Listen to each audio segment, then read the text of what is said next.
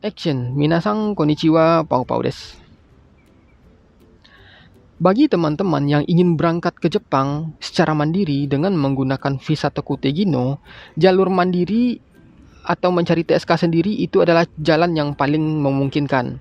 Kenapa demikian? Karena teman-teman itu prosesnya mandiri tanpa LPK dan biayanya jauh lebih murah seperti itu ya, bisa ditekan. Biasanya orang-orang mandiri itu budgetnya itu sekitar 10 sampai 10 giri-giri sih, 15 juta lah sampai 20 juta ya teman-teman, tergantung kebutuhan. Tentunya dengan proses mandiri, teman-teman itu bisa menekan biaya tersebut. Berbeda ketika teman-teman itu masuk atau berangkat ke Jepang melalui LPK.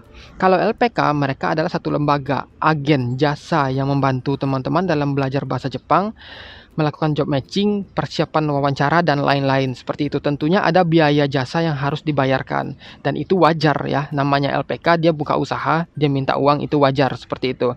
Tetapi kan ada orang yang dia memiliki keterbatasan dana sehingga mereka tidak sanggup untuk membayar LPK, jadi memutuskan untuk mandiri. Itu juga bagus seperti itu. Artinya di situ teman-teman menunjukkan kemandirian dan kesanggupan teman-teman untuk mengurus sendiri untuk berangkat ke Jepang, seperti itu ya. Hanya saja ketika melakukan job matching itu adalah tantangan yang cukup besar. Kenapa? Untuk melakukan job matching akhir-akhir ini cukup sulit sekali. Mencari TSK yang cocok, mencari job yang cocok, daerah yang cocok, dan kondisi pekerjaan yang cocok itu sangat sulit sekali seperti itu. Sehingga ada beberapa teman-teman kita yang udah 1 tahun sudah lulus JFT dan SSW tetapi masih belum berhasil mendapatkan job seperti itu ya. Alasannya karena mereka itu sulit dapat job karena mencari TSK yang kadang jobnya itu nggak ada. Sebenarnya job itu banyak, hanya saja belum mendapatkan TSK yang tepat seperti itu ya. Dan gue selalu menyarankan, sebaiknya carilah TSK yang dari Jepang atau TSK yang non-support Indonesia seperti itu. Biasanya TSK-TSK Jepang mereka akan memiliki job yang lebih banyak seperti itu ketimbang TSK Indonesia. Kadang beberapa TSK Indonesia mereka ada yang tidak memiliki job, jikalaupun ada job mereka minta uang shokai seperti itu ya. Problemnya itu umumnya sih seperti itu. Karena kan kita niatnya mau mencari job yang murah, gratis kalau bisa seperti itu ya. Nah, tentunya untuk mencari job-job yang seperti itu carilah ke TSK Jepang atau TSK yang support non Indonesia seperti itu ya. Tetapi kan ada juga teman-teman yang maunya dengan TSK Indonesia seperti itu. Nah, ketika teman-teman menemukan TSK yang support bahasa Indonesia, muncul pertanyaan lagi. Apakah ketika wawancara atau mendan dengan TSK ada staf Indonesia yang mendampingi seperti itu ya. Nah, jadi ya ketika teman-teman menemukan TSK, mendan itu adalah proses yang sangat penting dilakukan, yang harus dilakukan ketika bertemu dengan TSK. Mendan ini umumnya akan dilakukan secara online, Zoom seperti itu ya, atau lewat Google Meeting dan lain-lain. Memang dalam beberapa kasus ada teman-teman kita atau gue sendiri yang mencari job di Jepang melalui TSK itu datang langsung ke kantor TSK. Hanya saja ketika teman-teman mengurus secara mandiri di Indonesia, di luar Jepang, proses mendan akan dilakukan secara Zoom seperti itu ya. Apa sih tujuan Zoom? Zoom tujuannya adalah saling kenal mengenal antara teman-teman dengan TSK. Teman-teman butuh job seperti apa, ingin kriteria job seperti apa, bidang apa, tinggal di prefektur mana, gaji seberapa, lembur seberapa jam seperti itu ya. Itu akan diterima oleh TSK, akan dicocokkan dengan TSK. Nanti ketika TSK sudah menerima permintaan teman-teman, dia akan mencarikan job sesuai dengan kebutuhan teman-teman. Mungkin walaupun si TSK memiliki job, ada mungkin beberapa job yang tidak sesuai dengan kebutuhan teman-teman. Misalnya, teman-teman ingin tinggal di Tokyo, job restoran, gaji 30, lembur tidak ada, bonus ada, misal ya, ini contoh. Ada, teman-teman boleh menyampaikan seperti itu, tetapi ada sebagian TSK yang tidak menyanggupi itu. Mungkin dia menemukan job di Tokyo, gajinya 25, misal ya. Lembur ada, tapi nggak ada bonus seperti itu ya. Nah, nanti terserah teman-teman memutuskan apakah ingin mengambil job ini atau tidak. Itu teman-teman berhak ya untuk memutuskannya. Saya mau job ini, artinya nanti lanjut ke proses wawancara. Tetapi kalau teman-teman tidak mau job ini, si TSK akan mencarikan job lain atau teman-teman boleh mencari job di TSK lain seperti itu ya. Nah, balik lagi ke masalah mendan dengan TSK tadi atau mensetsu. Ya, mendan dulu lah, mensetsu kan nanti itu urusannya. Masalah mendan dulu. Jadi, ketika mendan itu walaupun ada staf Indonesia di dalam TSK tersebut, mendan akan dilakukan dengan bahasa Jepang ya, teman-teman ya. Jadi nanti biasanya ada shacho TSK seperti itu atau perwakilan TSK orang Jepang yang akan wawancarai teman-teman, misalnya menanyakan tentang data diri, pengalaman kerjanya apa, seperti itu ya, butuhnya job seperti apa, lain-lain lah pokoknya pengen tahu tentang diri teman-teman. Biasanya mereka akan berbicara dengan bahasa Jepang karena staffnya Jepang seperti itu. Nah, tetapi dalam beberapa kasus di staf TSK yang memiliki staf Indonesia, biasanya ketika wawancara itu juga akan didampingi oleh staf Indonesianya. Jadi nanti pewawancaranya dua seperti itu. Si TSK yang orang Jepang sama si TSK yang orang Indonesia seperti itu. Nanti teman-teman akan ditanya bla bla bla bla bla. Kalau sekiranya tidak mengerti, si staf TSK akan menjelaskan dengan bahasa Indonesia. Nanti teman-teman diharapkan menjawab dengan bahasa Jepang seperti itu. Tapi kalau sekiranya teman-teman tidak bisa menjawab dalam bahasa Jepang, teman-teman boleh menjawab dengan bahasa Indonesia. Nanti si staf TSK Indonesianya yang akan menerjemahkan ke dalam bahasa Jepang seperti itu. Tetapi kan diharapkan kalau teman-teman itu Mendan, gunakanlah bahasa Jepang sehingga si TSK tahu sejauh mana sih kemampuan bahasa teman-teman. Jadi akan bisa disyokaikan job sesuai dengan kemampuan teman-teman seperti itu ya. Nah, dan hal ini juga terjadi pada gue. Dulu, waktu sekitar 1 tahun setelah gue masuk ke perusahaan ini, gue merasa tidak betah. Gue memutuskan untuk, udahlah setahun aja bekerja di restoran ini, lalu kita cari pekerjaan yang lain, seperti itu. Niat awalnya sih seperti itu. Waktu itu gue menghubungi satu TSK yang ada di FB. Gue hubungi TSK, ternyata yang ngerespon orang Indonesia.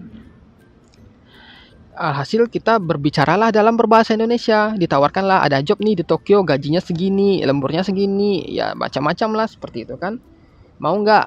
Kalau mau kita mendan dulu seperti itu. Oh ya, ya udah kita mendan. Akhirnya gue dibikinkan jadwal mendan, harinya ditentukan seperti itu ya. Setelah jadwal mendan kita berbicara lewat Zoom. Ternyata yang di room Zoom itu ada orang Jepang seperti itu. Ya pari ya. Kita diskusinya dengan orang Jepang seperti itu. Tetapi dalam kasus gue waktu itu di samping gue itu ada di samping si orang Jepang itu ada orang Indonesia yang juga ikut mendan bersama gue seperti itu. Cuma hanya saja karena gue kemampuan bahasanya sudah cukup lah untuk diskusi sehari-hari, untuk berbicara sehari-hari, jadi gue tidak memiliki masalah dengan bahasa Jepang seperti itu. Sehingga waktu itu staf Indonesianya juga hanya menemani saja seperti itu tanpa melakukan bantuan penerjemahan bahasa seperti itu ya. Nah, itulah yang terjadi waktu itu.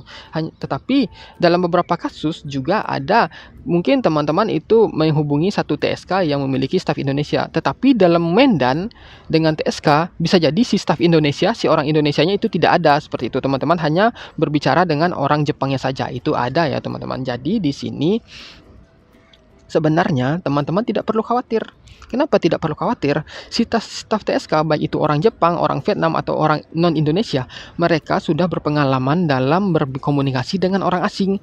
Biasanya mereka akan berbicara dengan sangat lambat, dengan bahasa yang sangat gampang, seperti itu ya. Bahasa yang dimudah mengerti oleh orang-orang yang baru belajar bahasa Jepang, seperti itu. Jadi teman-teman tidak perlu khawatir. Nah, nanti yang perlu teman-teman lakukan yaitu adalah meningkatkan kemampuan bahasa teman-teman. Meningkatkan kemampuan bahasa agar bisa berbicara dalam komunikasi sehari-hari. Itu minimal teman-teman harus menguasai buku Minna no Nihongo 1 dan 2, buku bahasa Indonesia dan buku bahasa Jepang minimal ya. Kenapa? Karena gue sendiri waktu belajar di LPK, 2 buku itu menjadi fokus pembelajaran gue waktu di LPK. Ketika gue hampir berangkat ke Jepang ya teman-teman, gue itu sudah menyelesaikan buku itu sampai bab 48 kalau nggak salah. Dan itu sudah jadi modal yang sangat besar untuk gue bisa berkomunikasi dalam bahasa Jepang seperti itu ya. Dan itu memang dibuktikan ketika gue waktu itu berada di Jakarta, gue tinggal sama orang Jepang selama 3 minggu, itu gue bisa berkomunikasi dengan baik seperti itu ya, walaupun masih patah-patah. Tetapi di situ kita sudah ngerti apa yang disampaikan oleh orang Jepang dan kita juga mampu untuk menjawab apa yang disampaikan orang Jepang seperti itu ya. Intinya di sini kemampuan teman-teman minimal harus setara, nggak harus 4, setara 4 seperti itu ya, untuk bisa berkomunikasi dengan orang Jepang. Nah, tetapi kalau sekiranya teman-teman itu belum menguasai buku Minna no Nihongo 1 dan 2, gue rasa kemampuan teman-teman untuk berbicara itu akan sulit nanti. Akan sulit untuk berbicara. Jadi kemungkinan walaupun si TSK-nya berbicara lambat dengan menggunakan kosakata yang sangat gampang, kalau teman-teman belum mendapatkan kosakata itu dari buku pelajaran teman-teman, tentunya teman-teman tidak akan bisa memahami apa yang dimaksudkan oleh TSK seperti itu ya. Nah, jadi di sini walaupun teman-teman mencari staf TSK Indonesia yang ada orang Indonesia sekalipun, kemampuan bahasa itu tetap diperlukan. Nah, kalau sekiranya teman-teman itu sudah bisa berkomunikasi sedikit lah seperti itu ya, sudah bisa menguasai buku Minano Nihongo 1 dan 2 untuk percakapan sehari-hari, gue rasa teman-teman tidak perlu lagi mencari TSK yang support Indonesia. Teman-teman bisa cari staff TSK yang berada di Jepang, yang support pengiriman untuk luar Jepang seperti itu ya. Karena TSK Jepang tersebut mereka juga memiliki job yang lebih banyak dan biasanya mereka jauh lebih fair seperti itu ya. Ketika misalnya mereka tidak menemukan job, mereka tidak akan menahan teman-teman. Mereka akan mempersilahkan cobalah cari TSK tempat lain. Atau misalnya mereka bilang kami nggak memiliki job, jadi boleh kalau mau cari TSK tempat job di TSK lain juga boleh seperti itu. Atau kalau sekiranya teman-teman menolak job dari TSK tersebut akan fair, mereka tidak akan ngamuk, mereka tidak akan marah-marah karena mereka sudah susah payah mencarikan job kepada teman-teman ya. Itu tidak akan terjadi di TSK Jepang seperti itu.